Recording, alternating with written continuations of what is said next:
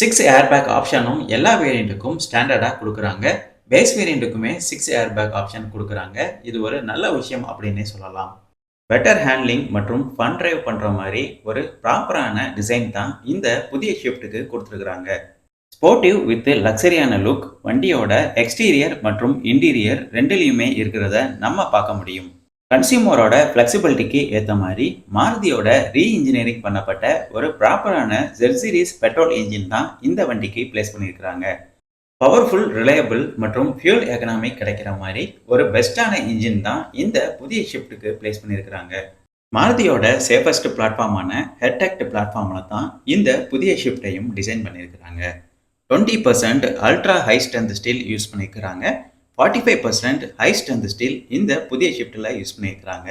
இதனால தான் ஒரு ஹெவியான பில்ட் இந்த வண்டியில் இருக்கிறத நம்ம பார்க்க முடியும். Additional safety ஃபீச்சர்ஸும்